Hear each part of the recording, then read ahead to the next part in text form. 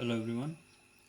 So this in this video we'll be discussing about the concept of the chapter Human Eye and Colorful World. So what is the concept? The concept is reflection through glass prism.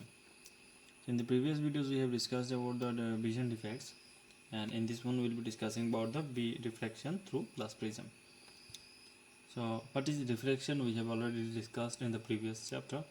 Reflection means when a light travels from one medium to another medium, there is a slight change in the path of the light, so that is known as reflection. So if a light ray travels from rarer medium to denser medium, or it travels from denser to rare, in both the cases what happens, the light ray changes its path because of the density of the mediums. So we will be discussing about the refraction through glass prism. So what is glass prism? Glass prism is a special type of prism which is made of glass, and it is like a pyramid shape. So it's it's completely made of, it's tightly packed, or it's a dense glassed object, and through that when light is passed the reflection can be seen. So in this picture you can see when light, here you can see when a light is passed through this glass prism, so there is a change in the path of the light. The light is coming from in this direction. It was supposed to go like this, but due to the variation in the density of the mediums, it is coming from the air and it is glass and dense glass. So because of this one, the light ray is changing its path. So there is a slight change in the path of the light ray, and the light ray is traveling in this direction. And after refraction, what happens? The light ray again, and the light ray is again changing its path because of the because of the that difference in the mediums. Because the light ray is coming out from the denser, there is a glass medium, to air medium, so again there is a change in the path. So there are two times the reflection is taking place here.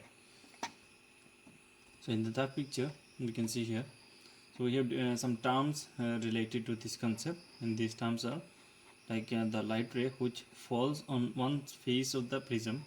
So this AB face, the light ray which falls on this one, this ray is known as incident ray, and the light ray which passes through the prism is known as our refracted ray, and the light ray which comes out from the prism after refraction is known as emergent ray.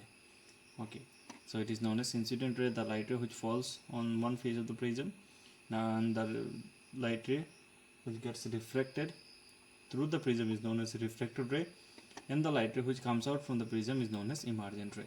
So these are the three rays, and other than these rays we have some other important terms also. Like if we draw one normal on the face, on this face, AB face, and it creates an angle with the incident ray, and this angle is known as angle of incidence. In the next picture we can see it clearly. Okay, so here you can see, so this is the normal that we have drawn on the AB face of the prism, and it has created an angle with the PQ or PE. So PE is the incident ray, P and E, this red color ray is our incident ray, and this N and N dash is a normal that has drawn on the AB face.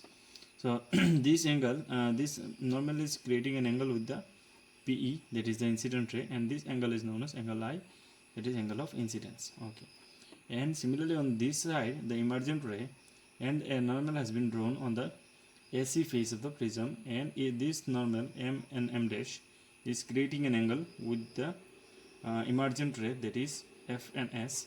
F and S is the emergent ray, and here you can see one angle is created, and this angle is known as angle E, which is known as angle of emergence. So angle of emergence, and here you can see that is angle R can be seen here. So here this E and F, and this is our this line. So here one angle is created, and this angle is known as angle of refraction, because it is created by the this line and the refracted ray. Okay, so we have two refracted angle of refraction, here one and here one. Okay, and this angle is known as angle of deviation, very important. Name the incident ray which is supposed to go in this direction. If we extend this line, and if we extend the emergent ray, and when these two line meets, they create an angle, and this angle is known as angle of deviation. So we'll be discussing about this one later. And this angle is any angle of the prism is known as angle of the prism. So this is remarked as angle of prism. So these are the different terms of refraction through glass prism, and these are very important in your higher classes. You will be in class 12, you will be getting a practical based on this one. So this is a very important concept for refraction. Next we can see another refraction through rectangular glass slab. So it is also a glass object which is rectangular in shape, and it is known as glass slab, and through that also refraction takes place. Here you can see the light rays falling on this face, and after that the light rays changing its path because of the difference in the mediums, and again the light rays changing the path here. So there are two times the refraction is taking place, and one similarly like prism, and the light ray is coming from lens rarer medium to the denser, and here from denser to rarer. So two times refraction is taking place. Here you can see the light ray reflection through rectangular slab diagrammatic picture. So this is the incident ray which is falling on this face of the glass slab, that is PQ, on the PQ face, and after that the diffraction is taking place, and the light after that it is coming out, and this is our angle of the emergent ray. So this is our incident ray, this is our diffracted ray, and this is our emergent ray. So here you can see we have drawn a normal on the face of the glass slab, that is PQ, and this normal is creating an angle with the incident ray, and that angle is known as angle of incidence, which is marked with I, and the normal is creating an angle with the refracted ray. So here we have the refracted ray, and it has created an angle with the refracted ray, and this is marked as R, and this is known as angle of refraction.